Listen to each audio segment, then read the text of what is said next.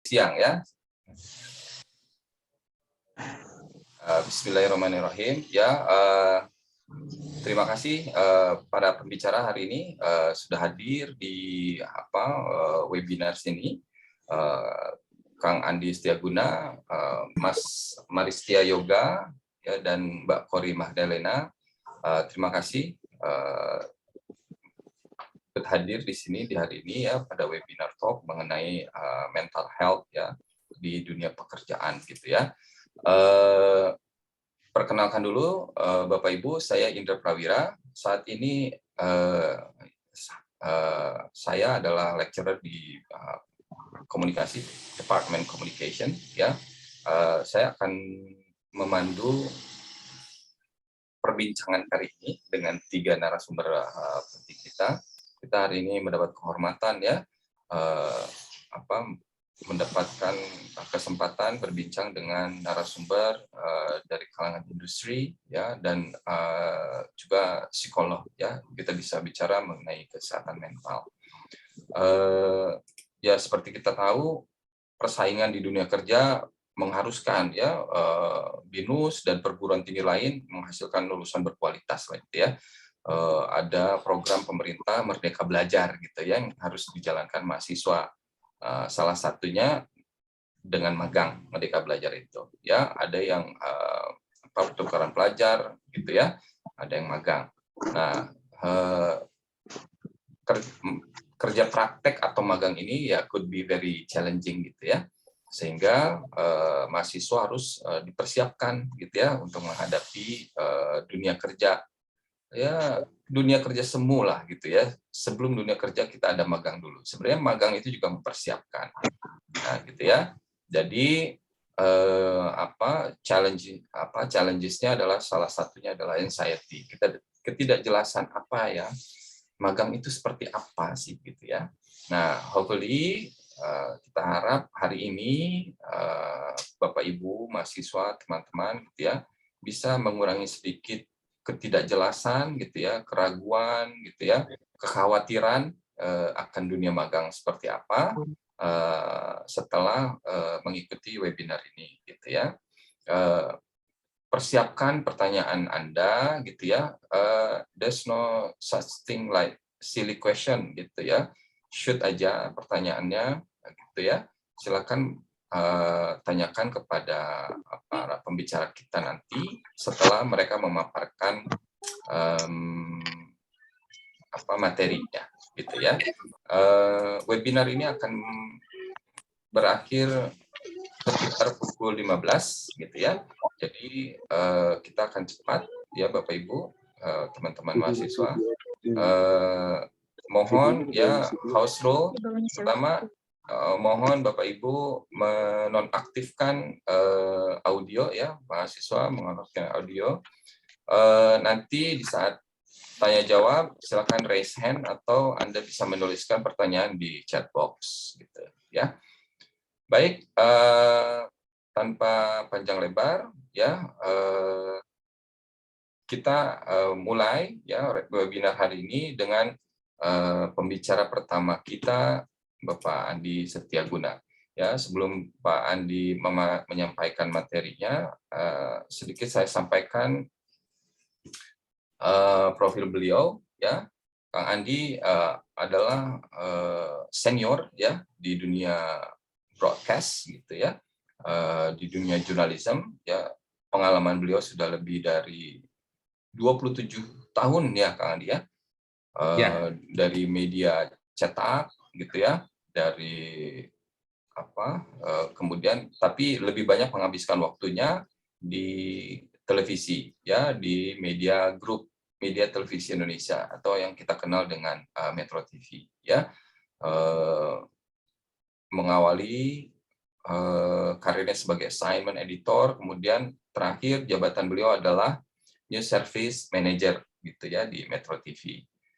Itu paling tinggi tuh ya teman-teman di newsroom ya. Kemudian beliau saat ini menjabat sebagai Head of Media Academy ya. Jadi setelah di industri televisinya sekarang kepala sekolah gitu ya, Kepala Sekolah Media Academy gitu ya. Dan Media Academy ini adalah certified trainer gitu ya di bidang broadcasting, tapi juga ada kuliner ya, Kang ya. Iya, ada food industry-nya, ada hospitality-nya. Ada food industry dan hospitality. Jadi Anda teman-teman mahasiswa bisa juga bertanya tuh ya soal kualifikasi di food industry dan kulineri gitu ya, karena beliau juga sertifikasi gitu ya. Baik, Kang Andi silakan, apa jadinya mau di saya coba share sendiri, saya coba share sendiri ya. Ya, mangga. Coba bisa enggak? Bisa. Oke. Ini sudah terlihat? Sudah terlihat. Baik, ya, langsung saya mulai ya, Pak Dr. Indra. Ya, baik, siap, terima kasih. Silakan. Selamat siang, teman-teman mahasiswa, Bapak Ibu fasilitator, juga teman-teman dari Ilmu Komunikasi BINUS. Terima kasih atas kesempatannya.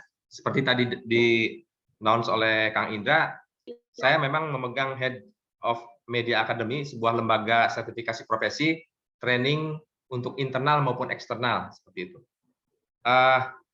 Tadi karena sudah disampaikan 15 menit dan lebih ke fokus ke soal kesempatan, tantangan, dan peluang teman-teman mahasiswa, coba saya skip ini. Nah, kan nggak bisa. Tidak bisa ini. Nah, ini dia nih. Mohon maaf nih, selalu error ini. Atau bisa Mbak Nadia yang ini ya? Stop share dulu aja, Kang. Ya, sebentar. Bu Nadia.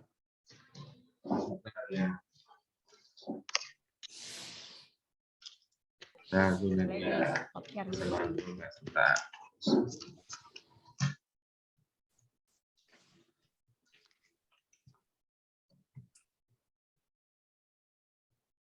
Ini bisa nih. Bisa ya? Oke, saya langsung skip aja ke sini. Ini ada dua fakta yang dihadapi ya dari saya sebagai praktisi, tapi juga sekaligus di dunia pengajaran ya. Jadi antara dunia usaha dan dunia industri berhadapan-hadapan dengan dunia pendidikan. Di satu sisi, dari sisi yang kami, dunia industri, itu kami butuh SDM tentu dengan kompetensi tertentu. Ya kan? Nah, sementara dari sisi dunia pendidikan ya kami melihat teman-teman mahasiswa membutuhkan pekerjaan, kemudian yang kami harapkan ada kompetensi dari sisi mahasiswa hanya bermodalkan ijazah. Di sini tantangan pertamanya. Nah, lalu kemudian apa sih yang harusnya bisa kita kolaborasikan gitu kan? Nah, dari sisi kami, dari sisi dunia industri, teman-teman mahasiswa, kita selalu akan bertanya ketika merekrut calon karyawan itu, Anda bisa apa? Anda bisa apa? Sementara dari teman-teman yang membutuhkan pekerjaan ya dari lulusan perguruan tinggi, ya saya sudah belajar ini Pak, saya sudah belajar ini Pak, saya sudah belajar ini Pak. Nah, di sini butuh link and match-nya nih. Ini biar ketemu nih. Makanya magang adalah salah satu tools untuk menjembatani gap ini. Untuk menjembatani gap antara Anda bisa apa, Anda punya kompetensi apa. Nah, sementara dari sisi lulusan, ya saya sudah belajar ini Pak, saya sudah belajar ini Pak, saya punya ijazah ini Pak, saya punya sertifikat ini Pak. Nah, disinilah yang perlu kita link and match-kan. Gitu. Seperti itu. Saya coba percepat saja. Ini sebetulnya saya adaptasi dari Kementerian Dikti ya, bagaimana perlunya link and match antara dunia usaha dengan dunia pendidikan. Yang pertama itu, kurikulum sebaiknya disusun dengan melibatkan dunia usaha dan dunia industri. Ya, pengalaman saya di Media Group, khususnya di Media Academy, saya sudah banyak dilibatkan untuk FGD penyusunan kurikulum, termasuk dengan BINUS ini, juga dengan kampus-kampus lain. Yang kedua tentu teman-teman mahasiswa harus lebih fokusnya ke project based learning. Ya, saya harus sebut salah satu kampus misalnya, mohon maaf, ini ada Universitas Pelita Harapan untuk Fakultas Ekonomi dan Bisnisnya itu bekerja sama dengan kami. Satu mata kuliahnya kita hanya webinar 5 kali pertemuan, sisanya semuanya project based learning. Seperti itu. Jadi lebih banyak ke prakteknya langsung. Kemudian yang ketiga itu adalah memang dosen harus dari praktisi. bukan harus sih, harus ada lah, harus ada. Tentu tidak semuanya. Yang keempat, magang. Nah ini, magang praktek kerja industri, kalau di tempat kami di Media Group, itu minimal 6 bulan. Bisa sih 3 bulan, tetapi ya 3 bulan kalian belum dapat banyak hal, terutama di dunia broadcast ya. Dan untuk di Metro, sebelum kalian magang, itu nanti di Media Academy di tempat saya, kalian akan di training dulu selama 3-4 hari. 3-4 hari. Ya. Yang kelima, tentu ini sertifikasi kompetensi juga kita lihat, apalagi misalnya Kementerian Pendidikan kan sudah mensyaratkan salah satu syarat kelulusan itu kan juga harus memiliki sertifikasi kompetensi. Ya. Kemudian yang keenam itu training antara dunia usaha dunia industri untuk kalangan dunia pendidikan. Kemudian yang berikutnya itu riset terapan. Kemudian harus ada komitmen serapan. Nah ini yang belum konsisten dari rekan-rekan kami di dunia usaha dan dunia industri. Jadi masih belum nuntut kompetensi ke rekan-rekan mahasiswa banyak, tapi serapannya masih rendah. Serapannya masih rendah. Dan yang terakhir, link and match antara dunia usaha, dunia industri dengan dunia pendidikan adalah pemberian beasiswa atau ikatan dinas ya bagi rekan-rekan mahasiswa.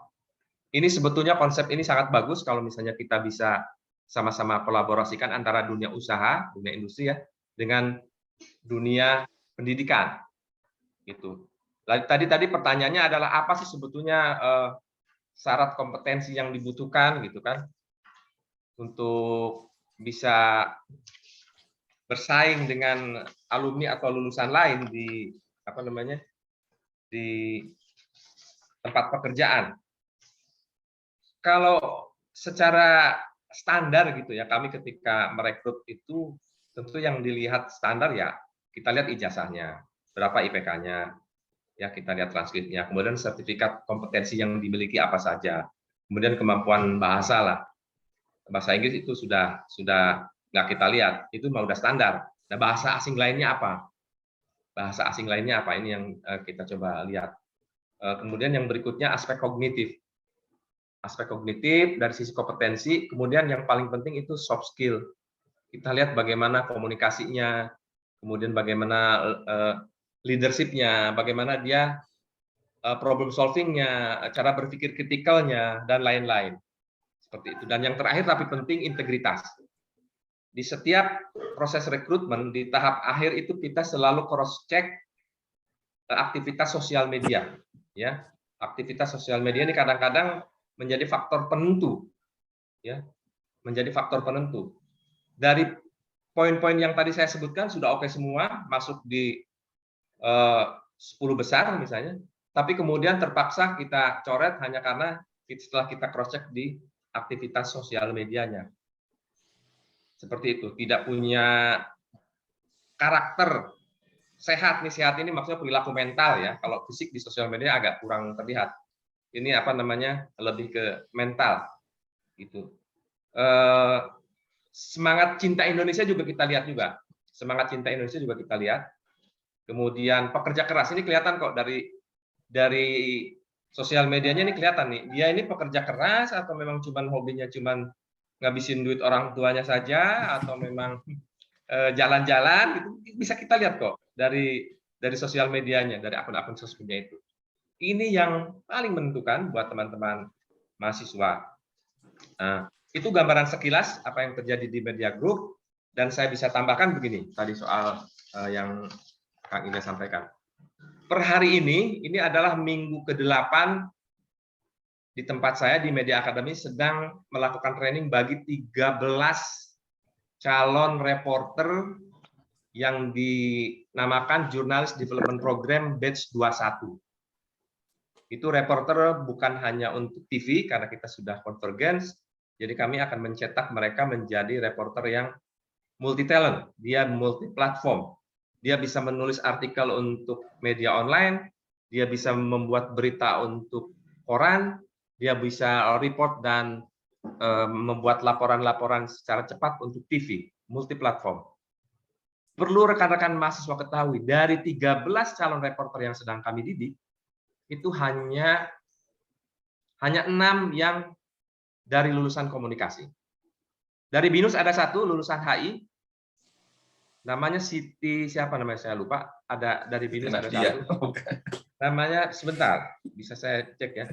Sisanya itu Fakultas Hukum, kemudian Ekonomi dari UGM, dari UI itu Hukum, kemudian ada dari IPB bahkan. Hanya 6 yang komunikasi. Itu pun ilmu komunikasi, hanya 2 yang broadcast, yang spesifik televisi hanya 2. Jadi peluangnya adalah buat adik-adik, buat rekan-rekan mahasiswa yang di ilmu komunikasi. Saya nggak tahu di sini ada kekhususan nggak ya Pak Indra ya? Ada Spesifik broadcast dan marketing broadcast dan communication. markom ya. Oke. Apalagi ini sudah ada spesialisasinya gitu. Yang umum-umum aja yang cuma ilmu komunikasi segala macam masih bisa kita inilah, masih bisa kita, yang penting soft skill. Kalau hard skill gampang kok. Bagaimana bekerja gampang kok itu. Yang penting itu soft skill, itu yang agak susah, kita yang agak perlu kejelian untuk memilah-milahnya itu. Saya kira itu sementara Kang Indra, nanti mungkin saya akan lebih banyak mendengarkan pertanyaan atau mungkin ini apa namanya, yang ingin lebih banyak digali dari teman-teman mahasiswa. Begitu. Baik, Terima kasih baik. Kang Indra, sebentar saya stop share dulu ya, stop share dulu. Oke. Baik, terima kasih Kang Andi. It's very sharp ya, teman-teman. Simpan pertanyaan Anda dulu, gitu ya. Saya yakin Anda ingin banyak bertanya, gitu ya, mengenai dunia pertelevisian di Indonesia seperti apa, gitu ya. Satu hal ya, dunia pekerjaan di dunia televisi adalah salah satu yang dibilang pekerjaan terbaik gitu di dunia ya. Kenapa tuh terbaik ya? Kenapa Bang Andi bisa sampai puluhan tahun tuh di situ gitu ya? Karena menyenangkan katanya. Nanti Anda bisa tanya tuh ya, menyenangkannya seperti apa. Nah, baik ya. Nah, selain Anda bisa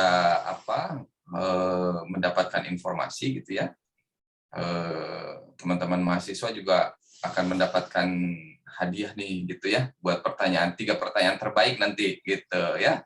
Udah terjawab pertanyaannya, dapat hadiah pula gitu ya. Nah, berikutnya ya, saya rasa juga bidang yang tidak kalah menarik gitu ya, buat praktisinya gitu ya, untuk terjun di bidang ini gitu ya, di bidang kreatif gitu ya. Ini sangat dekat dengan bidang kita gitu ya, bidang komunikasi, bidang yang kita geluti ya, di bidang digital agency ya. Kita sudah kedatangan ya pembicara berikutnya ya, Mas Maristia Yoga Pratama gitu ya. Beliau adalah HR ya, Human Resource Manager di Sud Media ya, perusahaan yang bergerak di bidang digital agency ya. Mas Yoga ini menempuh pendidikan di psikologi UNES Semarang ya. Beliau juga memiliki sertifikasi ya, Certified HR Manager ya. Without further ado ya, silakan Mas Yoga dengan materinya. Teman-teman mahasiswa ya, saya rasa Anda ini banyak nih nanti pertanyaan, silakan disimpan dulu ya, atau Anda coba bisa di chat box ya, gunakan chat box. Silakan Mas Yoga. Oke, terima kasih Pak Indra, terima kasih teman-teman Bindusian. Selamat siang semuanya. Perkenalkan, nama saya Yoga. Saya dari HR Sweet Media. Oke, next. Oke, nah ini profil saya. Singkat aja, saya dari lulusan psikologi. Terus kemudian saya saat ini sebagai HR Manager di Sweet Media. Terus berikutnya sedikit perkenalan kali ya Pak Indra terkait dengan Sweet Media. Jadi next aja. Jadi Sweet Media ini berawalnya dari software house, terus kemudian sampai saat ini next kita lebih ke software house, lebih ke kreatif juga, ke teknologi juga gitu. Jadi ini histori kita. Jadi kita 2009 itu dulunya dibangun oleh Mas Ahmad Zaki, sebelum bikin Bukalapak, bikinlah si Sweet Media ini gitu. Oke, berikutnya next, Ra. Ra. Oke, jadi Sweet Media ini memang secara visi dan misi kita itu kita fokus ke lebih ke digital sih gitu. Jadi karena service kita memang lebih ke digital gitu. Nah ini service yang kita provide ke klien mulai strategi, kreatif, teknologi sama komunikasi. Oke berikutnya Ra.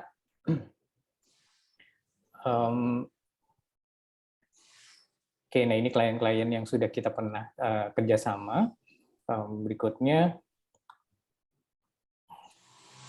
saat ini kita ada di 3 kantor, ada di Jakarta, Bandung, sama di Jogja, dan kita kurang lebih sekarang udah ada 200-an. Nah, karena topik kita saat ini terkait dengan internship, karena teman-teman Binusian saat ini nantinya akan mempersiapkan diri nih gitu kan, terkait dengan internship di perusahaan.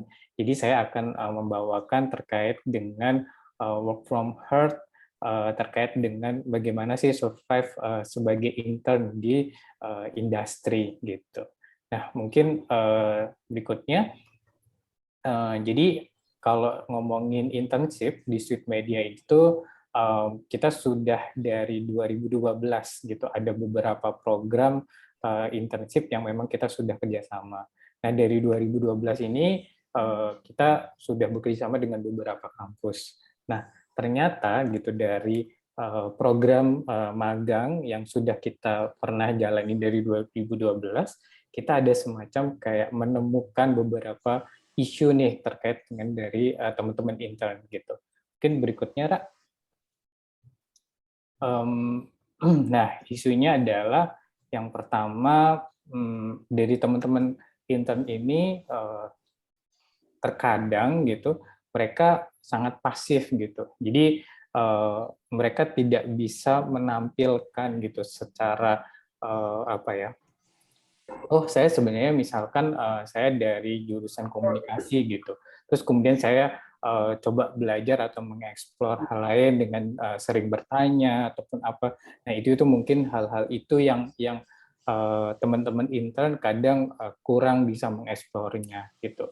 Terus kemudian adalah terkait dengan pembagian waktu antara kuliah ataupun dengan magang ataupun dengan kegiatan kampus gitu. Nah itu biasanya anak-anak intern belum bisa membaginya itu dengan baik gitu. Jadi kadang ada misalkan kita memberikan task ternyata aduh Kak ini aku belum selesai dan itu tidak disampaikan dengan baik gitu. Jadi kita merasa kok ini tidak ada informasi terlebih dahulu nih gitu kan. Jadi ternyata ada kesibukan oh ya ini ada kuliah terus mungkin ada organisasi dan segala macam.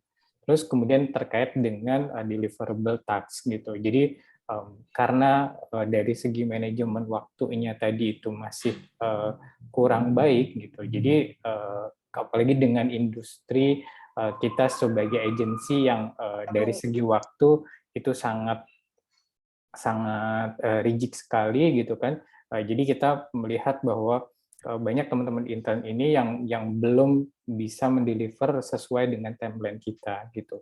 Terus kemudian terkait dengan usia, karena mungkin ada beberapa mahasiswa yang ada di tempat yang secara gap umurnya itu sangat jauh, itu sehingga mereka menjadi sungkan gitu dan untuk bisa berinteraksi secara langsung gitu. Nah itu tuh isu-isu yang mungkin kita bisa temukan saat internship program. Nah berikutnya apa aja sih gitu mungkin saran rekomendasi terkait dengan skill set atau soft skill set yang mungkin perlu teman-teman intern bisa apa ya kembangkan gitu ketika misalkan internship gitu. Nah, yang pertama, next, Ra. Yang pertama adalah komunikasi. Karena komunikasi ini adalah hal yang sangat penting gitu ketika misalkan memang kita berada di dunia industri gitu. Apapun yang memang kita rasakan, terus kemudian apapun yang memang ya kita saat ini kerjakan itu silahkan dikomunikasikan dengan baik gitu. Karena secara attitude itu yang akan menjadi prioritas gitu dari teman-teman ketika misalkan di dunia industri gitu. Nah, terus yang berikutnya adalah terkait dengan teamwork, karena memang di dunia industri teman-teman akan berkecimpung dengan beberapa tim di dalamnya gitu. Jadi kayak mulai dari misalkan di kita ada tim akun eksekutif gitu yang biasanya dari teman-teman komunikasi, itu dia akan bekerja sama dengan tim-tim yang berhubungan dengan engineer, kemudian kreatif dan segala macam. Nah, di sini teamwork itu sangat diperlukan sekali gitu skillnya, karena memang dari teman-teman akan sering berkolaborasi. Terus kemudian terkait dengan public speaking, teman-teman bisa apa ya, menonjolkan gitu terkait dengan public speaking ini, karena memang biasanya dari program internship ini kan kita bisa melihat ya gitu, kayak misalkan setelah mendapat ilmu terus kemudian atau misalkan dari weekly meeting dan segala macam, itu teman-teman diminta untuk bisa menyampaikan pendapatnya gitu. Jadi skill terkait dengan public speaking ini bisa dipersiapkan gitu ketika misalkan teman-teman nantinya akan terjun di dunia industri. Terus kemudian terkait dengan time management. Tadi yang saya singgung juga bahwa dari isu tersebut ternyata skill atau soft skill terkait dengan time management ini tuh sangat perlu nih gitu bagi teman-teman internship gitu, karena memang ya ketika misalkan di dunia industri teman-teman harus bisa membagi nih gitu antara waktu pengerjaan tugas, terus kemudian mungkin waktu kuliah, terus kemudian dari waktu pemberian tugas pun mungkin bisa diprioritaskan dan segala macam. Mungkin sedikit contoh yang mungkin bisa teman-teman lakukan adalah dengan men-set Google Calendar teman-teman gitu. Jadi kayak dari Binusian ketika misalkan internship, oh ya nih misalkan aku hari ini itu waktunya kuliah, terus kemudian ini meeting dengan taksi ini dan segala macam. Nah itu biasanya akan mempermudah bagi orang lain atau mungkin diri kita sendiri juga dalam men-set terkait dengan waktu kita. Oke, berikutnya karena memang era pandemi kemarin gitu dan ternyata banyak gitu kan dari kita yang memang menetapkan terkait dengan work from anywhere atau work from home gitu. Nah, dari situ kita mau menjelaskan sih gitu terkait dengan nantinya ketika teman-teman terjun ke dunia industri gitu kan, dengan mungkin tren saat ini gitu yang work from home, ternyata memang secara penelitian gitu dari All Labs itu ternyata 83% terkait dengan work from home itu kita bisa lebih produktif, terus kemudian 76% itu kita lebih happy, terus 74% itu kita lebih ke secara mental health kita itu juga lebih baik gitu. Nah, saat ini boleh dibilang tren di industri saat ini itu banyak mengarahkan karyawan-karyawannya untuk work from anywhere atau mungkin hybrid. Nah, dari sini teman-teman bisa mulai bisa menyesuaikan nih gitu ketika misalkan nanti teman-teman terjun ke dunia industri gitu, karena memang sudah banyak gitu perusahaan-perusahaan, terutama perusahaan teknologi ataupun digital yang menyesuaikan terkait dengan pekerjaan work from home atau work from anywhere ini gitu. Nah, mungkin berikutnya next aku mau memberikan sedikit tips aja sih gitu, nanti ketika misalkan teman-teman terjun di dunia industri saat internship, terus kemudian menerapkan kerja dari manapun gitu atau bekerja dari rumah, itu gimana sih cara mengatasinya gitu kan ketika misalkan ada pressure ataupun tekanan. Yang pertama tipsnya adalah berolahraga gitu. Kalau kebetulan kayak di Sweet Media nih gitu sebagai digital agency yang dinamikanya sangat tinggi gitu kan, karena memang dari segi project dan segala macam itu sangat tinggi, dan kita mulai dari awal pandemi 2020 kita menerapkan work from anywhere. Ini yang kita lakukan gitu, yaitu berolahraga. Jadi kita menerapkan ada namanya program Sweet Run gitu. Dari situ kita bisa memberikan efek baik gitu bagi tubuh kita maupun ya kita lebih sehat gitu, dan kita bisa lebih waras lah ya gitu terkait dengan nantinya kita akan bekerja gitu. Terus kemudian yang berikutnya adalah terkait dengan kegiatan-kegiatan menyenangkan. Ini salah satu angle yang mungkin bisa teman-teman lakukan. Jadi ketika misalkan bekerja dari rumah, terus kemudian stres dan segala macam, nah mungkin teman-teman bisa mengalihkan dengan kegiatan-kegiatan yang teman-teman senang gitu. Jadi misalkan kayak, oh aku senangnya masak nih gitu, ya udah berarti ketika misalkan ada di Sabtu Minggu atau mungkin setelah jam kerja, itu bisa disalurkan gitu dari hobi-hobi gitu teman-teman, agar stres ataupun mungkin tekanan selama bekerja itu bisa lebih ringan gitu. Nah, terus berikutnya adalah terkait dengan support system. Nah, ya orang-orang sekitar kita itu tentunya akan bisa mempengaruhi kita gitu terkait dengan kondisi kesehatan mental kita gitu. Jadi kayak misalkan nih di kantor kita lagi dapat project yang sangat banyak gitu, terus kemudian klien juga pressure-nya tinggi gitu. Nah, salah satu yang paling gampang adalah kita punya support system yang baik gitu, misalkan kayak teman dekat atau teman baik gitu atau orang tua gitu. Nah, itu gunanya adalah biar kita bisa mentransfer apa sih yang memang menjadi kondisi kita saat ini gitu. Dengan kita bisa mentransfer hal tersebut, itu bisa meminimalisir gitu terkait dengan hal-hal apa aja sih secara mental kita yang mungkin bisa kita bagikan ke orang lain gitu. Nah, terus yang berikutnya adalah terkait dengan profesional psikolog gitu. Jadi ketika misalkan memang kita dari diri kita sudah menemukan gitu sinyal-sinyal oh nih diriku sudah tidak sanggup nih gitu menahan terkait dengan hal-hal yang memang ya ada tekanan stres dan segala macam, ya berarti akhir yang perlu kita lakukan adalah ya kita perlu pergi ke psikolog gitu. Dengan ke psikolog itu ya pastinya akan lebih bisa membantu kita atau mengarahkan kita agar secara mental health kita lebih baik gitu.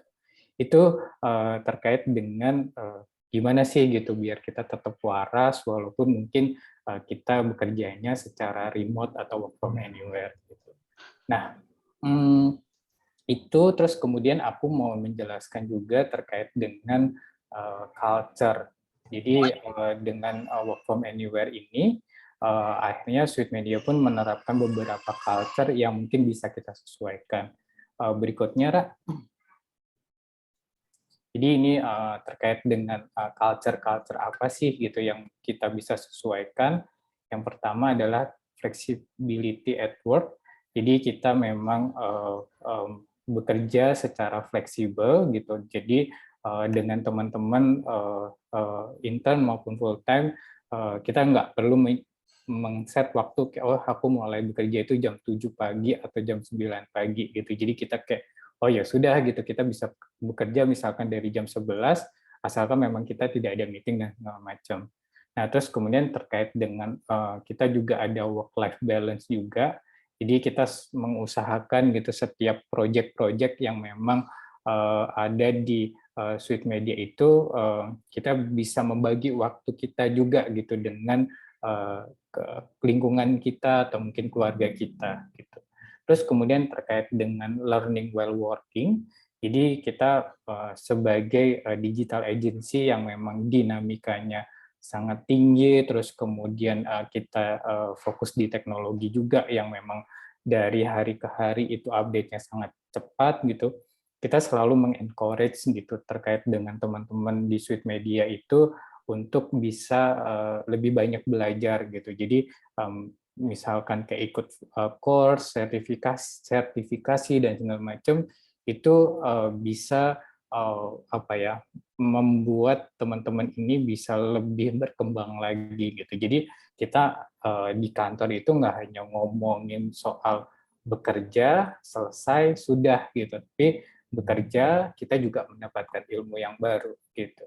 Nah, terus kemudian adalah spirit of fun gitu. Jadi salah satu culture yang memang sangat dominan di Sweet Media itu kita selalu mendorong teman-teman untuk selalu fun gitu dengan kita men-set bahwa lingkungan kita ini adalah lingkungan kekeluargaan gitu. Jadi dengan kita menganggap bahwa perusahaan yang kita jalani saat ini adalah rumah kedua, itu bisa menjadi semangat atau mungkin rasa yang berbeda gitu dengan kita ketika kita bekerja gitu.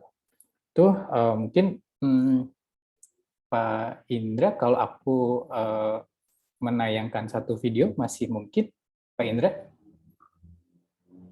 Silakan Mas. Oke. Ya, mungkin aku berapa asal jangan 2 jam oh, enggak sih, durasi videonya. 2 menitan aja. Ara, mungkin terkait dengan work-life balance mungkin bisa di-sharekan ke teman-teman terkait dengan culture. Jadi teman-teman ketika intern di dunia agency itu seperti apa, mungkin bisa terbayang. Gitu. Silahkan, Ara.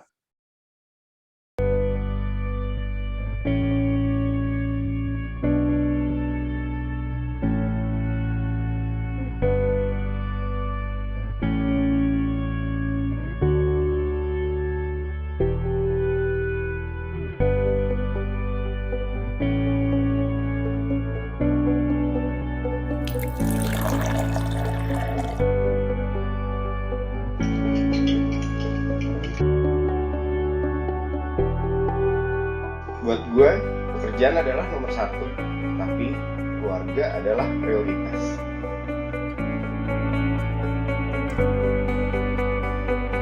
Setiap orang pasti memiliki pendapat masing-masing tentang keluarga ataupun pekerjaan.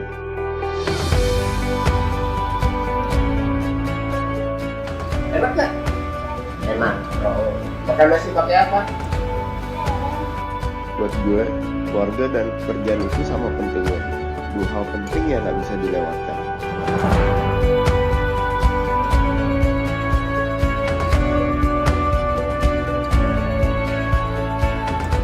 Tapi, gue selalu berusaha mengatur dan membagi waktu. It's all about priority.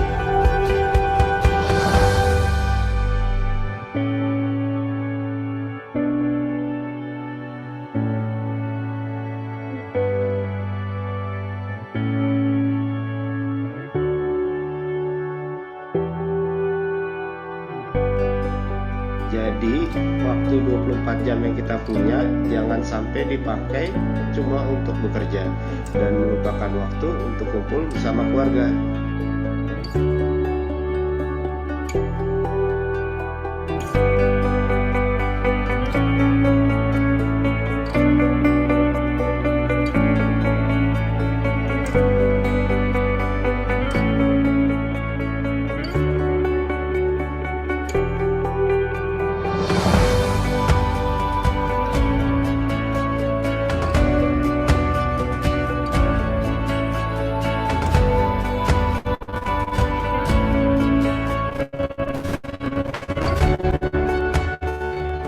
Sweet Media gue ngerasain banget yang namanya santai tapi bertanggung jawab. Meskipun pekerjaan gue sebagai art director, itu gue masih bisa ngebagi waktu antara pekerjaan dan keluarga karena jamnya sangat fleksibel.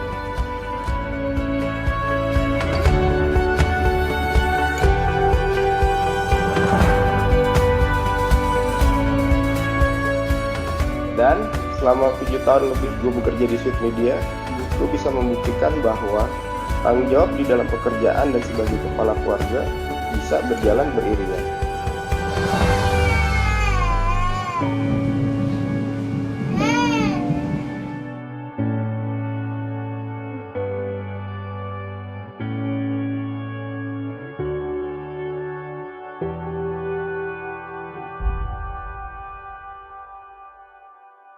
Oke, siap. Mungkin tadi videonya agak sedikit nge-lag ya Pak Indra ya.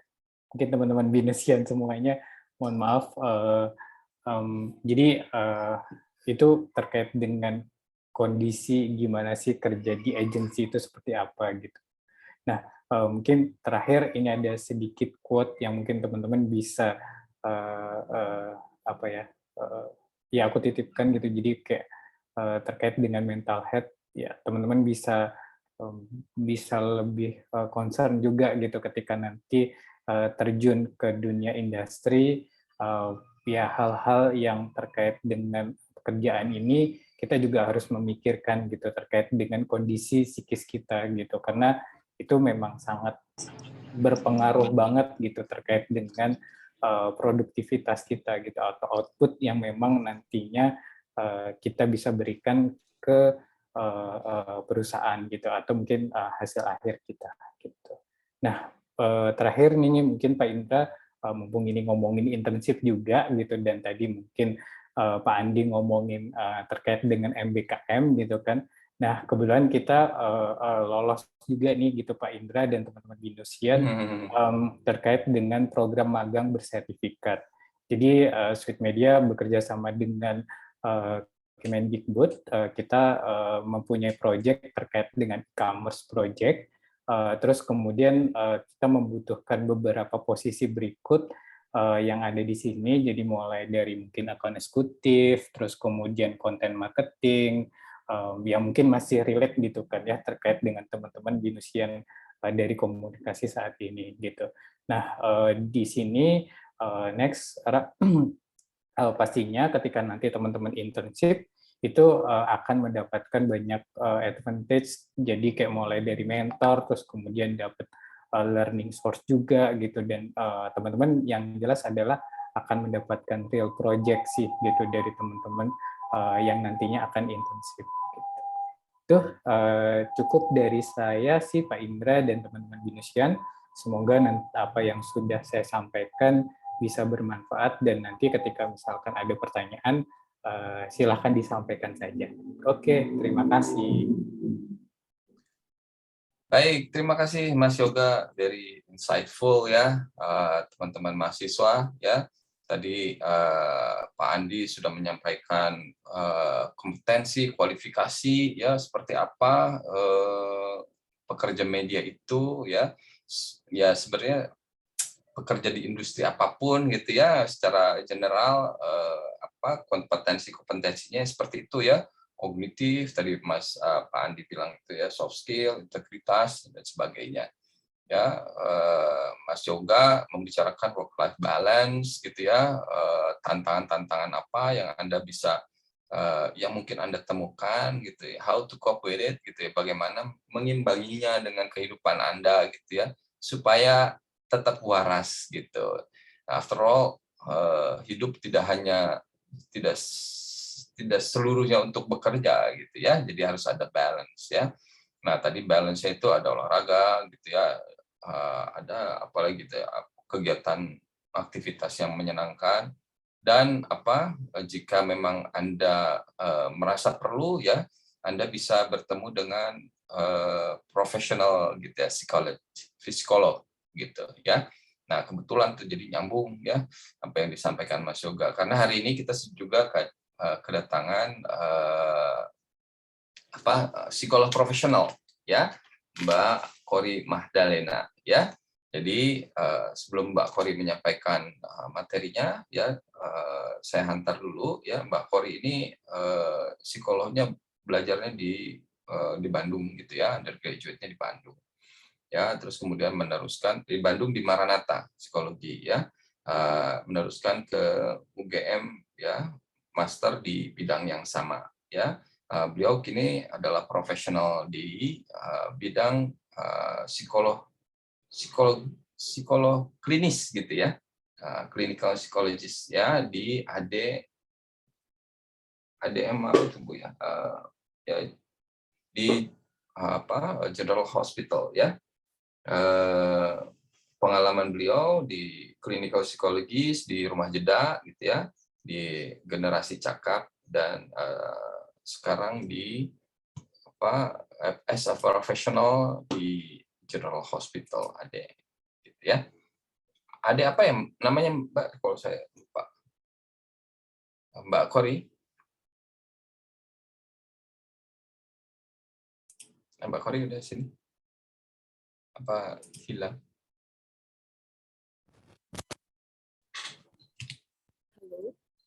Yes, Mbak Kori.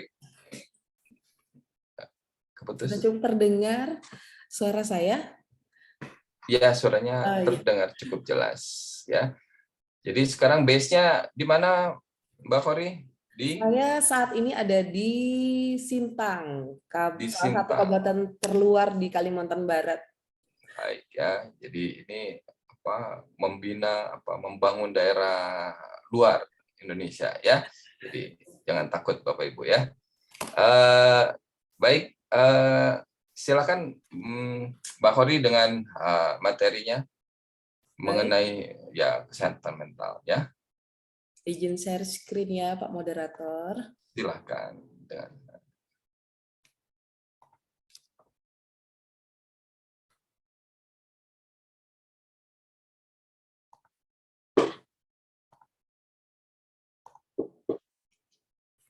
Baik, selamat siang semuanya. Perkenalkan terlebih dahulu, saya Kori Magdalena.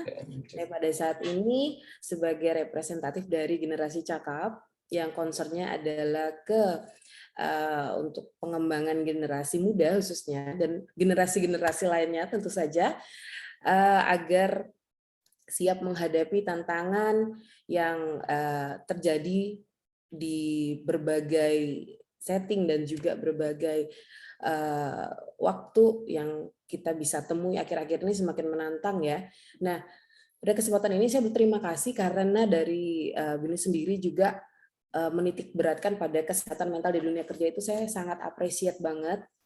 Karena kebetulan saya walaupun saya di Rumah Sakit Umum General Hospital, di sini sudah ada divisi keselamatan dan kesehatan kerjanya untuk karyawan.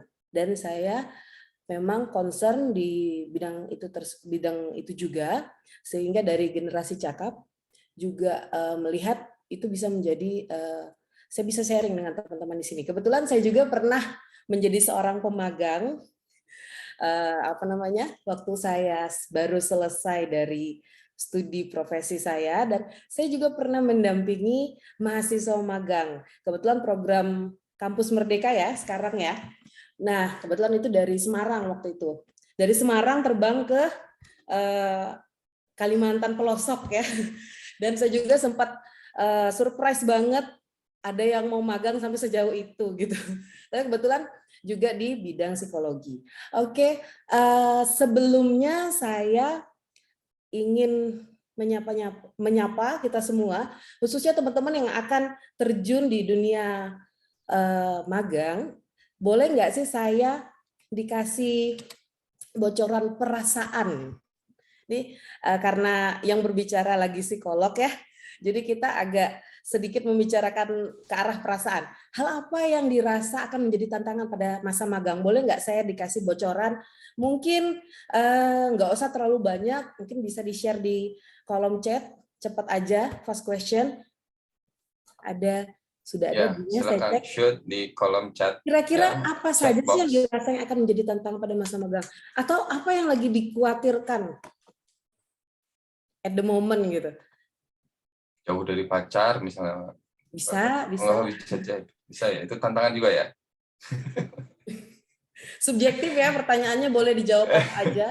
Ini ada silakan menulis taruh jawaban Anda di chat box. Ya. Pengen tahu gitu kalau teman-teman nih apa sih yang saat ini lagi dirasa ketika membayangkan magangnya, atau mungkin ada yang sudah magang gitu. Kekhawatiran apa gitu ya? Kekhawatiran apa, perasaan apa, hal yang mungkin membuat overthinking terkait magang gitu kan ya? Ini mesti saya panggilin. Udah, lingkungan yang tidak nyaman. Workload yang padat. Oke. Ada lagi mungkin yang mau berbagi perasaannya? Eca, mana Eca nih? Hafal kayaknya Bapak dosen sama ini ya. Oh, saya anaknya hafal. Pak. Rifki, Saya berusaha hafal, mungkin nggak hafal semua, tapi Baik. Violeta tuh. Ada nih. Tesalonika. Baru 2 ya yang menceritakan yang tidak nyaman. Tantangan pada saat magang ya. Magangnya di rel kereta tidak nyaman. Oke, kita sama jalan aja. Tapi nanti boleh ya, kalau ada yang masih mau share, silahkan aja di kolom chat, karena untuk mempersingkat waktu kita next dulu. Oke. Nah, pertama mungkin kita akan lihat nih tantangan apa sih yang biasanya dihadapi sama mahasiswa magang baru. Saya dari sumber yang saya baca, saya juga mematchingkan dengan perasaan saya dulu waktu jadi pemagang baru, dan juga hasil wawancara saya terhadap yang saya supervisi waktu itu. Nah, mungkin yang pertama-tama gini, kita lihat ekspektasi teman-teman. Nah, ini kan program baru ya kalau nggak salah ya Pak Indra ya, yang Kampus Merdeka ini kan ya. Dulu kan ya Kampus Merdekanya baru. Ya baru ya, tapi mungkin zaman dulu tuh nggak yang semua mewajibkan magang, tapi kayaknya sekarang seperti itu ya Pak ya. Nah, mungkin ada yang menyambut baik boleh magang itu diminta magang. Ada yang menyambut bahwa oh ini apa gitu kan, kayak yang menjadi suatu beban atau wajib dari kampus seperti itu. Nah, kadang-kadang ekspektasi ini yang memulai kita untuk mengembangkan suatu perasaan yang justru ke arah yang tidak nyaman atau nyaman gitu. Nah, ini tonggak awalnya adalah ekspektasi. Mungkin teman-teman boleh cek deh, ekspektasi terhadap program magang ini sendiri bagi diri pribadi itu apa. Nah, kemudian ekspektasi terhadap dari tempat kerja, ekspektasi tempat kerja atau tempat magang itu terhadap diri Anda itu mungkin bisa mendatangkan kecemasan tertentu. Apakah saya ini qualified untuk ada di sana, atau mungkin apakah saya cukup oke, atau misalnya apakah saya bisa fit in dengan budaya organisasi yang ada di tempat saya magang nanti dan sebagainya. Nah, selain itu ternyata kita sendiri punya ekspektasi terhadap tempat magang kita. Apakah nanti setelah magang justru membuat saya lebih ready atau semakin takut untuk memasuki dunia kerja? Nah, seperti itu. Jadi, tonggak awalnya mungkin lebih ke ekspektasi. Kalau misalnya kita lihat, kita lihat dari sejak mulanya seorang mahasiswa akan terjun ke dunia magang. Kemudian, kita lihat yang kedua.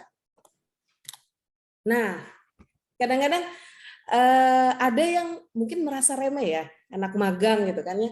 Terus juga nanti pas awal-awal mungkin ini yang bukan ini ya work from anywhere itu ya, mungkin ini yang langsung onsite di tempat bekerjanya. Mungkin yang remeh-temeh gitu. Kalau misalnya oh ya tolong ambilin kopi, oh mungkin siapkan meeting dan sebagainya macam. Dan saya juga pernah merasakan hal itu. Jadi lulusan psikologi masuk di suatu tempat kerja kan kebayangnya itu adalah yang mengerjakan hal seputar ilmu saya gitu kan.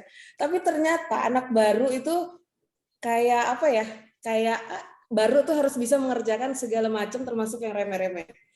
Saya nggak tahu kalau misalnya secara penerimaan individu itu bagaimana terhadap kondisi tersebut. Kadang-kadang mentang-mentang ini anak magang, jadi kadang-kadang kita ngerasa bahwa wah kita kok diberikan tugas yang kayaknya bukan ilmu kita gitu ya. Terus kok ini saya yang harus ngerjain gitu. Nah mungkin nggak semua, tetapi hal-hal yang semula mungkin itu apalagi kalau kita bercampur dengan ekspektasi di awal. Nah kita ngerasa kalau di kampus tuh kita misalnya oke ya dari segi akademik. Nah begitu masuk tempat kerja kok rasanya kayak kok saya jadi remeh gitu kan, maksudnya disuruh mengerjakan hal-hal yang sebenarnya wah saya bisanya lebih dari itu loh, seperti itu. Oke, kemudian kita lihat lagi yang ketiga, kewalahan. Nah, tadi sudah ada yang menyebut ya, siapa tadi namanya tuh? Workload ya. Workload cukup padat. Nah, ini juga udah lagi ngerjain yang mana gitu, disuruh ngerjain yang lain juga. Terus muncul ini kata kuncinya ketidaknyamanan tadi ya. Lingkungan yang tidak nyaman. Ini lingkungan bisa juga pekerjaan itu sendiri gitu. Nah, ketika itu juga kita ada orang yang tipenya mendem, ada orang yang tipenya bisa mengkomunikasikan ketidaknyamanannya. Tentu saja kita di sini promote bahwa segala bentuk ketidaknyamanan itu perlu disampaikan dengan sopan santun dan juga sesuai dengan tata krama yang berlaku atau budaya yang berlaku di tempat kita magang, seperti itu. Tapi ketika kita hanya menyimpannya, kita udah merasa overload, sudah merasa kayaknya mengganggu lini-lini kehidupan kita yang lainnya, tetapi kita tidak sampaikan atau kita tidak bicarakan, paling enggak dengan sesama yang magang, atau dengan supervisor, atau dengan orang terdekat gitu ya. Nah itu juga akan membuat kita kewalahan, semakin kewalahan. Oke, yang keempat itu feedback. Nah kadang-kadang kita tuh penasaran ya, jadi sebenarnya kalau misalnya kita ada di suatu tempat kerja, kalau terlalu istilahnya ya, kalau terlalu ketat banget di supervisi, kita juga ngerasa stress out seperti itu. Tapi ketika kita nggak tahu evaluasi atas pekerjaan kita juga bisa stres seperti itu. Nah, jadi ketika kita menghadapi supervisor atau kita menghadapi rekan yang berkaitan dengan pekerjaan kita tuh nggak tahu pasti tuh mereka sesuai nggak dengan gaya-gaya kita. Nah itu yang mungkin dari sisi soft skill nanti kita akan bahas itu, kita perlu untuk melihat diri kita ini seperti apa. Pertama-tama sebelum kita aware terhadap tempat kerja kita aware dulu terhadap diri kita. Oke. Nah ini ya, ini sedikit quotes kutipan aja. Jadi sebenarnya kalau supervisi itu kita tuh berharapnya bahwa kita bisa banyak belajar, menimba dari ilmu yang kita pelajari di kampus, kita bisa terapin seberapa itu akan menjadi sesuatu yang dapat implementasinya dengan baik. Tapi kadang-kadang kita nih sebagai magang bisa aja kayak seolah untuk mengerjakan hal-hal yang ya kalau nggak bisa dikerjakan kamu kerjakan, selesaikan dan sebagainya, seperti itu gitu. Oke, nah ini ya, ini ada kaitannya tadi yang pertama, magang untuk memenuhi syarat atau merasa wajib. Nah kadang-kadang kalau boleh jujur, kalau kita mendapat suatu program dari kampus kita, kadang-kadang itu enggak, ini perlunya apa sih untuk saya gitu kan ya. Dan ketika itu dijalani tidak sesuai dengan yang biasanya kita lalui saat kuliah, misalnya harus bangun lebih pagi, kalau misalnya kita bekerja di tempat yang tidak flexi time seperti itu ya. Atau mungkin bagi orang-orang tertentu dengan punya, ini tergantung tipe kita juga. Kalau bekerja di tempat yang flexi time, kadang-kadang kalau yang manajemen waktunya itu belum terlatih ya, saya sebut belum terlatih karena bisa dilatih, itu justru akan semakin stres. Gitu. Begitu juga dengan orang yang nggak biasa dengan terlalu diatur banget, atau misalnya tank masuknya kemudian pulangnya juga harus segitu gitu. Jadi nggak punya ruang gerak yang cukup bebas. Nah itu balik lagi juga ke gaya, style dan juga kepribadian orang. Nah ada yang magang ini saya harus mendapat suatu pencapaian yang juga akan menggambarkan nanti ketika hasil dari magang ini dapat menjadi cerminan saya di dunia kerja nyata gitu. Nah itu ada yang serius banget, ada yang ngerasa ini untuk apa sebenarnya ya magang, nah kayak gitu. Jadi perbedaan-perbedaan itu yang mungkin kita coba peka pada diri kita sendiri, dan juga nanti lingkungan kerja kita juga perlu lihat bahwa ada perbedaan-perbedaan individual seperti itu. Oke, yang ini tantangan individualnya ya, saya tadi sudah singgung sedikit.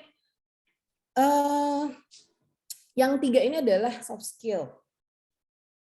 Nah, keraguan-keraguan ketika kita misalnya di kampus kita termasuk yang cemerlang, termasuk yang kompeten di mata kuliah tertentu kita jago gitu ya. Nah, tetapi ketika kita masuk ke dunia kerja, kadang-kadang kita ngerasa bahwa kita bisa nggak ya implementasi di sana gitu.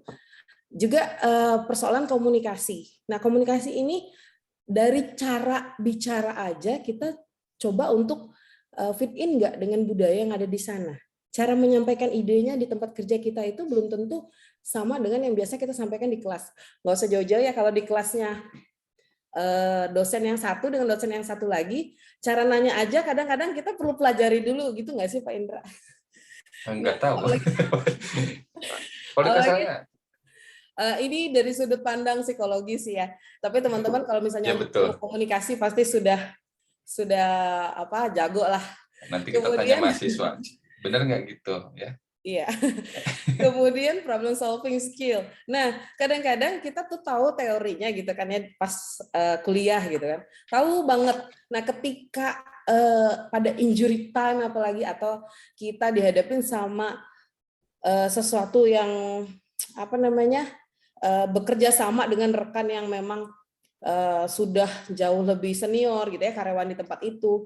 Nah, untuk problem solving skill ini sebenarnya kalau magang itu mempunyai banyak manfaat ya untuk melatih soft skill, nggak hanya problem solving tetapi komunikasi, self confidence. Jadi sebenarnya benefit dari magang itu sendiri bisa meningkatkan soft skill yang 3 ini. Nah, yang terakhir itu physical health. Itu benar banget tadi kata Mas Yoga.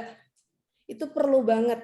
Apalagi teman-teman yang di dunia kreatif itu kan kadang-kadang di jam tidur juga kadang-kadang ada yang memang harus tetap mengejar tenggat gitu nggak sih, Mas? Yeah. Nah, ketika memang itu harus dikompensasikan dengan pemeliharaan kesehatan fisik yang juga memadai seperti itu. Oke, next. Nah, ini tadi ya tentang komunikasi, saya ada kutipan. Unable to fit into the organizations, culture seems to be another concern where students find themselves having difficult in communicating and building good relationship with colleagues-nya. Oke, terus ini, nah ini tantangan organisasinya. Tadi udah saya sempat bahas yang supervisi, kemudian waktu kerja. Waktu kerja itu tantangannya itu ada yang cocok dengan flexi time, ada yang cocoknya dengan fixed time. Gitu. Kemudian working environment. Ini lebih working environment ini kita kadang-kadang di luar kendali kita loh. Kan kita nggak tahu nanti supervisor di lapangan kita siapa, gitu kan ya. Nanti kita kerjasama dengan orang-orang seperti apa. Oke, kalau dari WHO ya berhubung saya dari clinical psychologist, jadi saya akan menyorotnya lebih kepada kesehatannya. Tadi sudah dibahas juga oleh Mas Yoga dari sisi psikologi industrialnya ya. Nah, ini dari segi kesehatannya. Kita menemukan ada yang namanya risk factor. Ya, hal-hal yang kayak memberi peluang untuk terjadinya sesuatu yang masalah pada kesehatan mental kita ya. Itu risk factor. Nah, yang pertama itu tipe dari pekerjaannya. Nah, tadi disinggung lagi tentang workload. Apakah dari segi energi kita, dari segi gaya kerja kita, apakah kita sesuai dengan workload yang ada di industri itu? Nah, misalnya ada di industri kreatif yang tenggat waktunya itu memang penuh deadline, penuh tekanan seperti itu. Kita mumpuni nggak kalau dari segi tipe kerjanya itu sesuai nggak, fit nggak dengan tipe kita, kepribadian kita, tenaga kita. Nah, seperti itu. Kemudian dari lingkungan organisasi dan juga tipe manajerial yang ada di tempat kita magang. Nah, ada yang memang lebih ke silahkan lebih luas gitu, lebih longgar gitu, nggak terlalu banyak aturan. Ada yang memang sangat ketat aturan-aturannya. Nah, itu juga bisa jadi hal yang menjadi risk factor. Kemudian ada juga yang apakah kita magang di tempat yang memang sesuai dengan skill yang sedang kita kembangkan. Tapi saya yakin ya ini pasti teman-teman akan ditempatkan yang tempat magang yang memang sesuai dengan bidangnya ya, Pak Indra ya. Riset lah ya. Nah itu. Jadi itu juga akan menimbulkan atau menjadi stresor ketika kita berada di tempat yang nggak sesuai dengan kompetensi kita. Kemudian the sport available for. Nah ini ketika kita kayaknya tuh nggak terlalu rasanya didukung ada di situ. Misalnya kita sudah mengerjakan sedemikian rupa tapi wah nggak ada apresiasi atau kok kayaknya kerjaan saya oh ya udah gitu aja sepele gitu kan ya. Nah, itu tuh kayak yang bisa kayaknya sepele memang kayaknya kecil, tetapi itu kalau terus menerus diterima itu mempengaruhi juga kinerja dan performan kita. Nah, selain itu WHO juga menyoroti sekarang kan lagi ada ujaran kebencian dan sebagainya macam ya, bullying baik secara langsung maupun melalui media. Juga psychological harassment. Nah, itu juga menjadi sorotan ketika kita bisa jadi pelaku, bisa jadi korban. Nah, ini juga kita perlu peka. Kayak misalnya kalau kita, kita sering menerima mungkin ya, kita menjadi korban. Tapi kalau misalnya kita mewajarkan itu terus-menerus, ya kalau pada beberapa orang sanggup menahannya. Tapi kalau misalnya enggak, nanti jatuh kepada gangguan psikologis yang lebih serius. Nah, hal itu juga yang membuat kita, motivasi kita untuk lebih peka dengan kondisi psikologis kita di tempat di mana kita berada ya, di kampus maupun di tempat magang. Oke, next. Nah, ini tentang bagaimana kita tetap sehat mental. Yang pertama mungkin yang sudah saya ungkit tadi tentang awareness. Bagaimana lingkungan kerja itu kita bisa beradaptasi baik secara budaya organisasinya dan segala macam, dan juga tipe-tipe orang yang ada di dalamnya. Kemudian dari kitanya sendiri untuk menciptakan suatu kehidupan yang seimbang. Seimbang itu tidak hanya fisik, tetapi juga mungkin gizi kita kali ya. Itu juga termasuk hal yang membuat kita siap juga untuk ada di dunia kerja. Kemudian juga asertivitas. Nah, kadang-kadang ya itu kita nggak bisa mengungkapkan apa adanya. Asertif itu beda dengan agresif ya, teman-teman. Jadi kita ungkapkan dengan apa adanya ketika kita memang ada hal yang perlu diungkapin.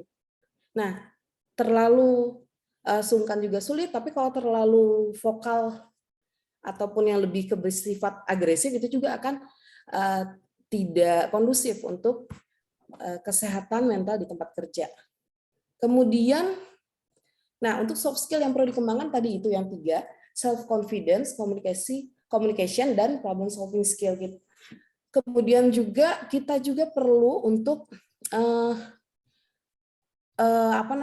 kita melihat bahwa ketika kita menyadari bahwa ada distress yang terus-menerus sehingga itu menjadi hal yang mengganggu keseharian, sehingga kita juga mengembangkan perilaku-perilaku yang justru merugikan kesehatan orang sekitar kita. Nah, disitulah kita sesegera mungkin untuk menyadari dulu, kemudian kita mencari cara agar hal tersebut bisa mendapat penanganan segera. Langkah pertama adalah dengan ya kita bisa ceritakan dengan orang-orang terdekat atau dengan supervisor kita ataupun mungkin dengan dosen kita gitu kan ya. Kalau saya lihat Pak Indra tuh memang secara dengan teman-teman dengan mahasiswanya juga ada ini ya Pak ya. Galak Bu, saya galak. Galak ya? Iya. Ada hal yang bisa dibicarakan dengan dosen misalnya. Nah itu sangat-sangat baik jika hal itu bisa dikembangkan atau dilakukan. Oke, ini saya mau penekanannya lebih ke awareness-nya teman-teman sendiri. Mungkin tadi udah secara industrial udah dijelasin oleh narasumber pertama dan kedua, tetapi saya lebih kepada bagaimana kita pribadi mengembangkan awareness terhadap diri kita sendiri. Pertama yaitu self-care tentu saja. Tadi udah diungkit sama Pak Yoga juga ya, tentang bagaimana kita menggunakan waktu luang untuk sesuatu hal-hal yang menyenangkan bagi diri kita. Ya, kemudian realistis. Mungkin teman-teman yang serius banget menanggapi magang ini tuh, ya cobalah lihat bahwa ini sesuatu yang juga tidak hanya kita harus berprestasi banget, tapi lebih ke mengembangkan soft skill tadi. Kita punya relasi juga, gitu kan. Siapa tahu nanti beneran kerja di sana gitu ya, nggak hanya magang kan, bisa aja. Atau ketika kita dikasih hal yang remeh-temeh, menyiapkan rapat, kita bisa berkenalan atau bercakap-cakap dengan bagian lain ataupun dapat lebih mengenal perusahaan tersebut. Nah, kemudian mengenali tanda ketika membutuhkan bantuan ekstra atau profesional di bidang kesehatan mental. Sekarang itu udah banyak, tidak hanya onsite, nggak hanya harus ke fasilitas kesehatan yang memang secara fisik kita datang, tapi kita juga bisa mengakses secara online seperti itu. Udah banyak banget platformnya. Ya, di generasi Jakab juga ada. Kemudian juga teman-teman juga tidak kayak yang sekarang tuh stigma ya, yang juga masih kental. Kalau di tempat saya sih udah lumayan, walaupun masih tetap masih ya. Mungkin kalau misalnya di kota-kota besar udah lebih terbuka orang untuk ke psikolog ataupun menghubungi psikolog secara online, tetapi masih mungkin ada yang kayak enggan, kayak ngerasa bahwa wah, saya kok harus sih ke profesional segala gitu. Nah, itu mungkin kita pelan-pelan untuk geser stigma tersebut bahwa itu hal yang wajar ketika kita perlu bantuan. Kemudian Stigma mencari negatif ya. Gimana, Pak? Stigma negatif ya. Iya, kemudian kita juga bisa cari informasi dulu mana profesional yang memang sekiranya pas tepat untuk kita seperti itu. Oke, teman-teman mungkin kita akan lebih banyak mengupas lebih lanjut di sesi tanya jawab. Ingat ya waktu juga. Oke, terima kasih Pak Indra, itu dulu, nanti mungkin lebih ke tanya jawab. Ya, baik. Baik ya, terima kasih Mbak Kori Dalena. Ini menarik ya teman-teman. Tadi ketiga pembicara punya similarity lah ya mengenai apa soft skill, mengenai orang gitu ya, pribadi Anda. Nah ini salah satu soft skill yang kurang terasah ini gitu ya. Ketika webinar videonya tidak aktif gitu. Padahal di kelas saya wajib ya. Kalau di kelas saya nggak aktif kameranya, saya lempar ke waiting room gitu ya. Tunggu aja di waiting room. Ini nggak aktif nih. Ya silakan ya. Jadi ini apa yang sudah disampaikan para pembicara hari ini sangat menarik ya teman-teman. Anda bisa dalami dari sisi industri, ya Anda bisa dalami dari kesehatan mentalnya, gitu ya. Kapan, apa tanda-tandanya? Tadi dibilang kenali tandanya. Tandanya apa tuh, gitu ya? Anda bisa tanyakan sama Mbak Kori di sini, ya. Atau Anda mau tanya kerjaan kayak gimana sih di industri, gitu, ya. Baik, berikutnya adalah sesi tanya jawab. Ini karena Kang Andi ada meeting ya. Silakan kalau mau bertanya mengenai media group, Metro TV, media bisnis, broadcasting ya. Silakan ditanyakan dulu ke Pak Andi. Ya, boleh kalau ada yang mau bertanya. Silakan bertanya dulu. Ada 10 menit. Kalau di kelas saya, kalau mahasiswa nggak nanya, saya nanya ke mereka apa yang Anda pahami gitu. Ya, jadi daripada Anda ditanya, mendingan nanya, ya. Tadi menarik juga tuh, Kang Indra ada yang nanya soal tadi pertanyaan Mbak Kori kan apa yang Anda kira-kira ini ketika akan internship itu. Rata-rata kan nanya suasana kenyamanan gitu ya. Yes. Beban kerja ya. Saya boleh cerita sedikit begini. Yes, silakan. Khususnya di Media Group Network ya. Media Group Network itu unit bisnis yang bergerak di bidang media. Jadi dia di Metro TV, dia Media Indonesia, di online, di banyak banget, ada 11 media. Saya selalu bertanya ke teman-teman yang magang itu, yang unik dari magang di media itu ya, khususnya di Metro itu adalah karena setiap hari untuk yang liputan ya, setiap hari bertemu orang yang berbeda. Beda dengan yang di kantor ya. Bayangkan misalnya kalian liputan maksudnya gitu kan. Tiba-tiba dapat assignment, ketemu kameramen yang berbeda dengan yang kemarin, ketemu driver yang ngantar kita kemana-mana beda dengan yang kemarin, kemudian narasumber atau yang akan kita liput juga ya pasti berbeda setiap hari. Itulah dinamikanya. Itulah tadi yang di-highlight oleh Mas Yoga dan Mbak Kori, perlunya komunikasi, skill komunikasi itu penting. Karena contoh, ada kameramen misalnya yang begitu masuk mobil, dia langsung diem, nggak koordinasi ke reporternya. Ini anak magang nih reporternya. Kalau yang magang yang nggak nanya, Bang, kita dapat tugas harus ke liputan ini, nanti tolong dibantu butuh visual ini. Kalau diem-dieman, nyampe ke sana itu stok setnya cuma 3 menit. Dan ketika komik betul, Kurang kameramen maksudnya bilang, ya gambarnya. habis reporternya nggak ngomong ke saya minta apa, ya udah, saya yang ada aja di situ, orang wawancara segala macam. Jadi ini penting komunikasi ini. Komunikasi ini penting. Ada juga memang kameramennya yang memang proaktif. Oh iya, Mbak, kita disuruh liputan apa ya? Terus kita kira-kira kamu mau bikin apa? Segala macam, nanti biar gambarnya kita sesuaikan dengan skenario atau kerangka yang ingin disampaikan ke publik itu. Komunikasi itu penting. Komunikasi itu penting. Dan kedua itu tadi soal kesehatan mental ya, soal bagaimana pentingnya olahraga, betul. Ketika magang di TV ya kita ada 4 shift, Kang Indra ya, Kang Indra tahu lah dulu juga pernah di TV. Ada yang masuk dari subuh sampai siang, ada yang dari jam 10 pagi sampai jam 18, ada yang jam 12 malam sampai jam 9, jam 12 siang sampai jam 9 malam, ada yang jam 18 sampai jam 3 pagi, ya fisik harus fit gitu loh. Seperti itu. Tapi tantangannya itu bertemu dengan banyak orang, berbeda setiap hari, itu menarik gitu. Ya ini nyambung dengan pertanyaan ini, nanti Padahal juga bisa jawab ya. Ini Antonius ya tanya dia. Harapan itu berasanya intern itu besar dari supervisor gitu ya di tempat kerja. Ide yang fresh lah gitu ya.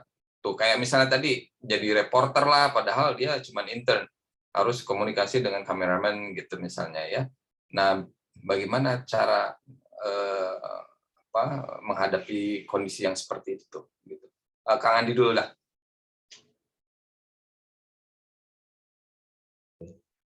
Jadi harapan supervisornya tinggi nih Kang gitu terhadap intern itu. Jadi bagaimana menyesuaikannya?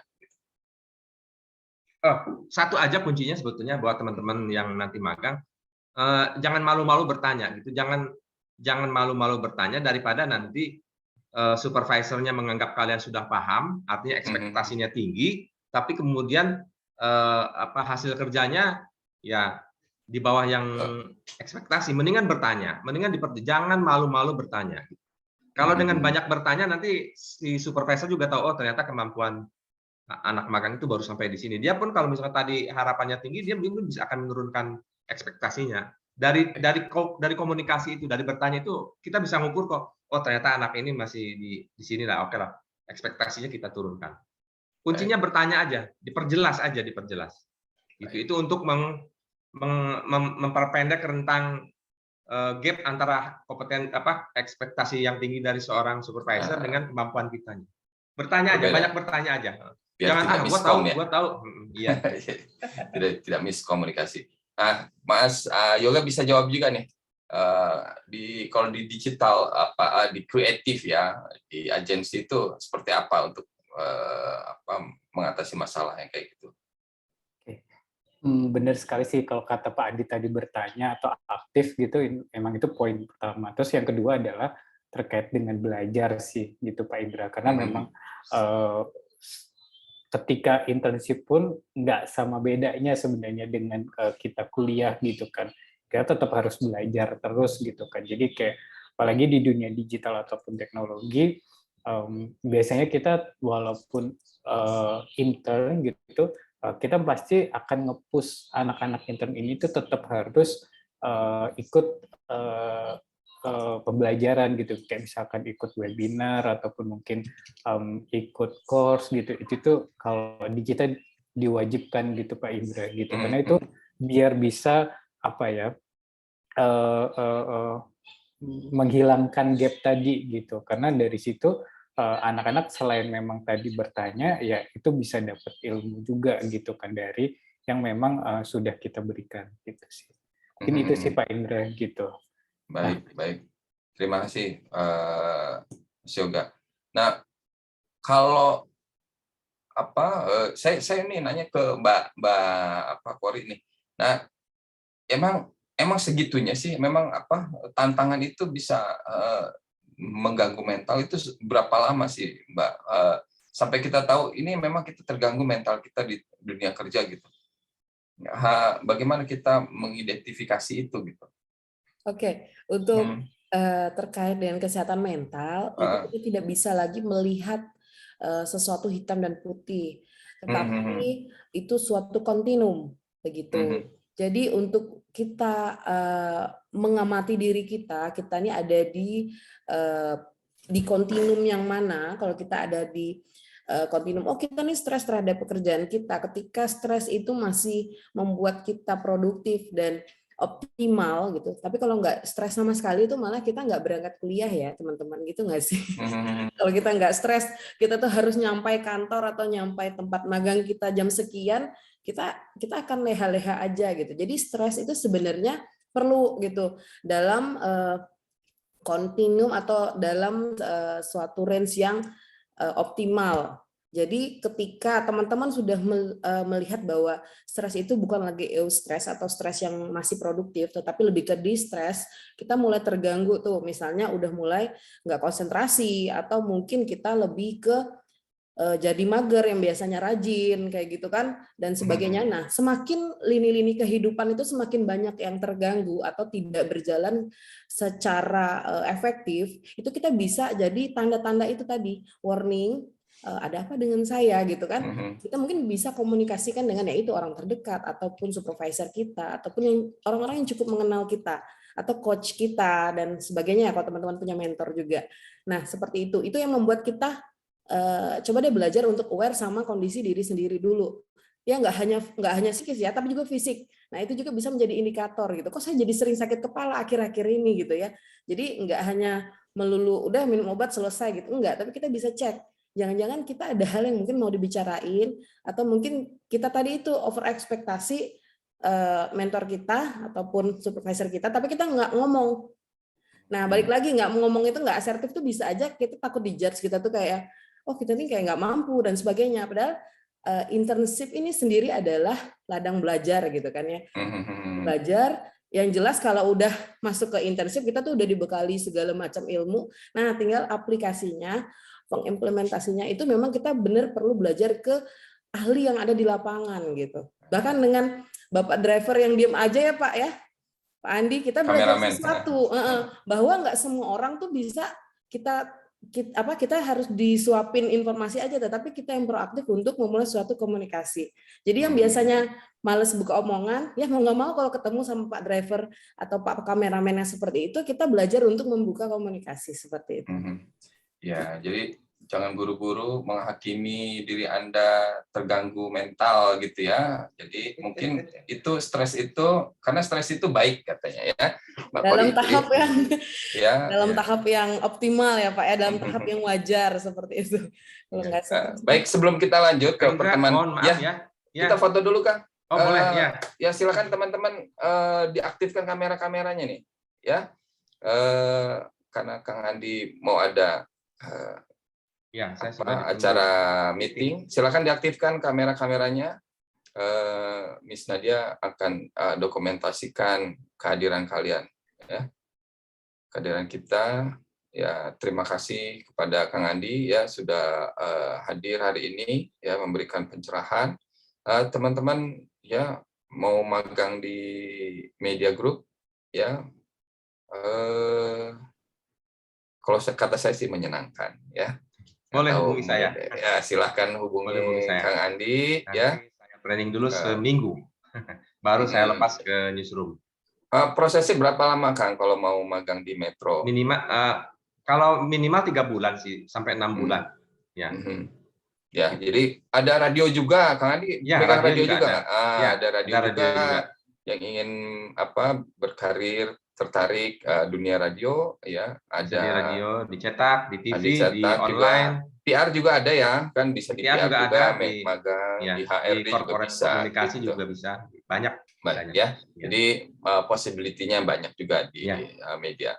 Atau juga hubungi Mas Yoga jika Anda tertarik di bidang kreatif digital ya. Ya. Silakan Iwanita Safitri ini mahasiswa dosen. Itu dosen ternyata. Faradiba, Erni, Nadia, Dimas, mana nih, Eca, Rifki, ya, Preti, Tessa pernah di kelas saya ya? Pernah nggak sih? Pernah ya? Kenapa mati kameranya dari tadi? Aktifkan, ya. Biar kelihatan sama Mas Andi nanti ketika datang. Oh ya, Tessa, gitu, ya. Erni, silakan. Ya, 5 menit sudah, Bu Miss Nadia, karena Kang Andi ada acara lagi. Bagian depan dulu ya yang nyalakan kamera. Oke, teman-teman, silakan kasih senyuman terbaik besok weekend. 1, 2, 3 senyum. TGIF. Oke. Oke, sip. Baik, terima kasih Kang Adi. Silakan kalau Terima kasih, mau sama-sama. kita Mohon masih maaf mau ya. melanjutkan Ya. sedikit lagi Mohon maaf, diskusi. terima kasih Kang Indra, Mbak Ya. Kori, Mas Yoga, dan Terima teman-teman kasih. mahasiswa ya. Semangat ya. Ya. Selamat Kamera. magang ya. Mahasiswa kameranya nggak usah dimatiin dulu ya. Silakan, ada yang mau bertanya langsung kepada dua panel yang tersisa ini, Miss Kori dan Mas Yoga. Sevia, ada yang mau ditanyakan? Ini dapat hadiah loh. Kalian dapat hadiah aja nggak mau nanya. Nixon, do you have any question? Noval?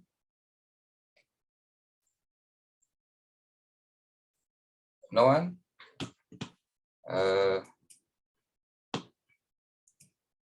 Nah, ini saya mau nanya deh, kalau gitu, Mas Yoga dah, Yoli, soal digital, soal kreatif, kerjaan kreatif itu kan katanya very challenging gitu. In which part, soal tadi shift kerja gitu ya? Apa memang kerjanya workload-nya besar banget? Apa bagaimana, Mas? Oke, Mas Indra, bener sih kalau ngomongin di dunia kreatif atau dunia digital, terutama teman-teman yang pengen ke agency gitu, memang secara challenge memang sangat besar gitu, Pak Indra gitu, karena memang kita kalau agency itu kan ngomongin dengan klien ya, gitu ya Pak Indra. Yang namanya klien itu kan pasti ya demanding banget lah ya gitu kan. Kita sebagai agency itu kayak kita harus bisa palu gada lah gitu, apa lu mau gue ada gitu lah ya.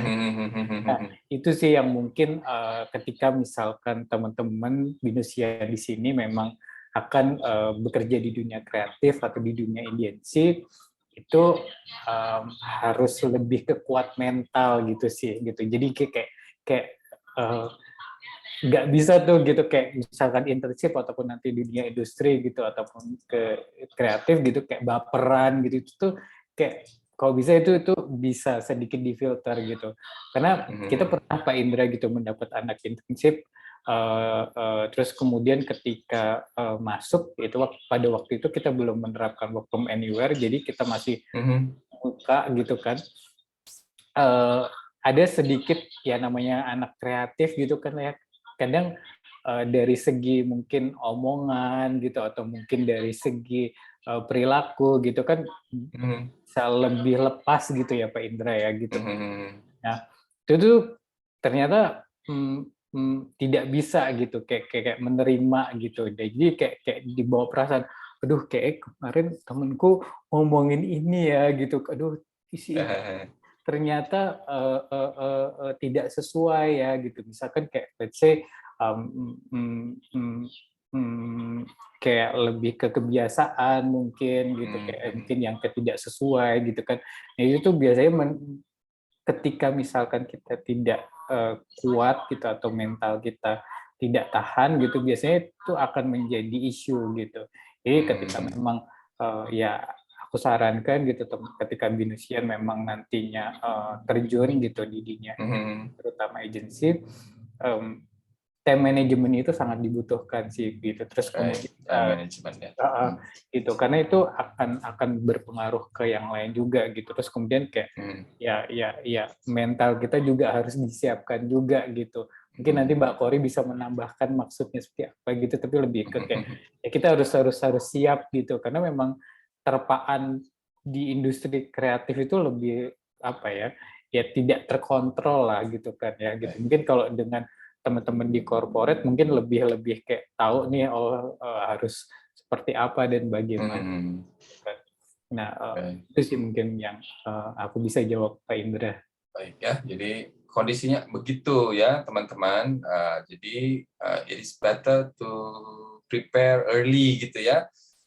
Kondisinya could be very challenging, bisa menyenangkan gitu ya, tapi bisa juga challenging. Yang pasti ini adalah salah satu obligation Anda gitu ya.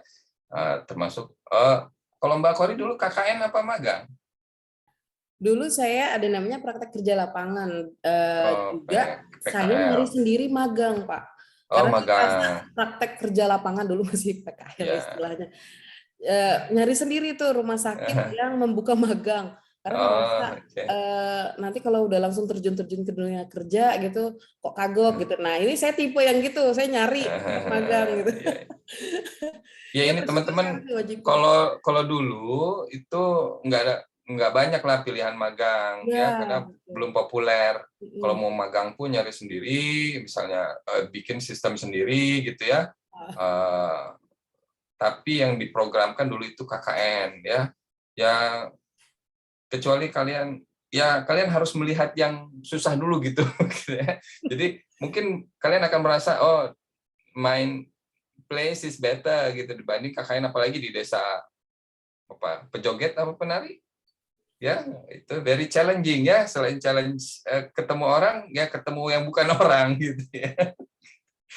Baik, ini ada closing remark dari Mbak Kori sebelum kita tutup hari ini, webinar hari ini. Oke, mungkin kalau closingnya saya cuma mau pesan ketika kita ingin memasuki sesuatu yang mungkin baru bagi kita, mungkin dunia magang atau bahkan dunia kerja, mungkin kita prepare nggak hanya secara teknikal tetapi juga secara mentally kita coba prepare, karena dengan kita prepare secara teknikal itu akan juga membantu kita prepare secara mentally kita. Jadi ada area antisipasi. Misalnya kita tahu di dunia kreatif itu klien tuh bisa ngomong apa aja sesuai dengan taste-nya kan, selera. Jadi kalau misalnya jelek nih gitu. Yes, betul. Kalau kita rasanya udah bagus gitu ya. Saya aja buat flyer untuk kesehatan mental, ada yang masih bilang, oh ini nggak gini Mbak loh, rasanya gimana gitu kan ya. Udah kita udah ngerjainnya lembur-lembur. Nah gitu teman-teman. Jadi ketika kita udah tahu kita di area yang seperti apa, kita mungkin bisa lebih ke ya udah nggak usah di overthinkingin, karena memang begitu resiko kerja kita, lebih ke itu. Tapi ketika teman-teman perlu untuk cerita atau misalnya teman-teman perlu ke profesional, itu sangat-sangat wajar ketika memang teman-teman memerlukannya. Pertama-tama mungkin cari dosennya dulu kalian untuk cerita gitu ya, nggak harus buru-buru cari psikolog. Itu sangat perlu ketika cari Miss Nadia ya di H2 tuh ya. Ya sama Pak Indra gitu ya. Saya boleh di Alam Citra ya. Iya, karena kita itu tadi mulai dari awareness ke diri sendiri dulu gitu.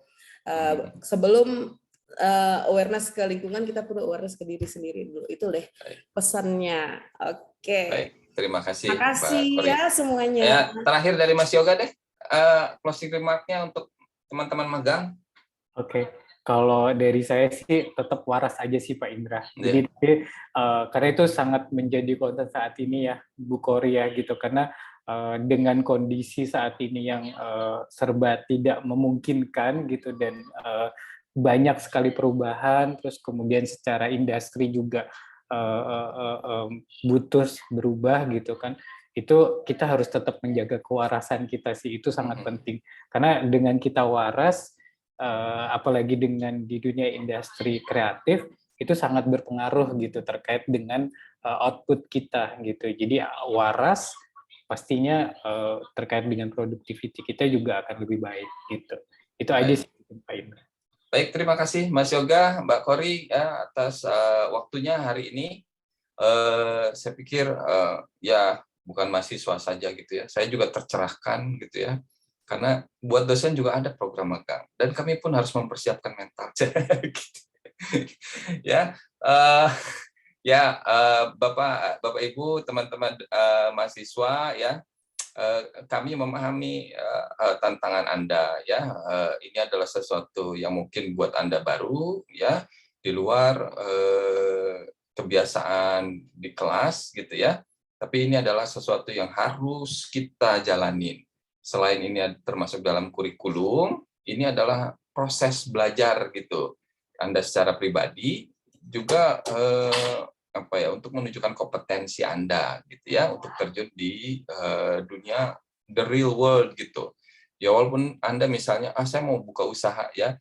Nah, kualifikasi yang Anda dapat di magang pun gitu ya akan membantu Anda untuk lebih baik ya di bidang apapun usaha yang Anda lakukan nanti, apakah jadi pekerja atau entrepreneur gitu ya. Baik, sekali lagi terima kasih Bu Kori, Mas Yoga, Mbak Kori, Miss Nadia, terima kasih fasilitasnya gitu ya, teman-teman kolega dosen ya, teman-teman mahasiswa, terima kasih ya sudah hadir di webinar hari ini. Pantun, kasih pantun nggak? Kalau enggak ya. Buah pepaya, buah leci, sampai jumpa di lain hari ya, garing banget ya. Udah. Terima kasih. Assalamualaikum warahmatullahi wabarakatuh. Bye. Terima kasih. Salam, terima kasih Pak Indra, Miss Nadia. Silakan Miss Terima Nadia. kasih. Terima kasih Pak Indra. Teman-teman jangan lupa absensinya ya. Oke. Terima kasih ya Mas Yoga, Bu Kori. Ya, Semoga sehat selalu. ya. Mbak Nadia, aku izin live dulu ya, Ya. Mbak. Izin dulu ya, Iya, Mbak Nadia ya. silakan Bu Kori. Makasih Mbak Nadia. Terima kasih banyak. Selamat sore. Ya. Teman-teman jangan lupa absensi ya. Iya, Bu Nadia.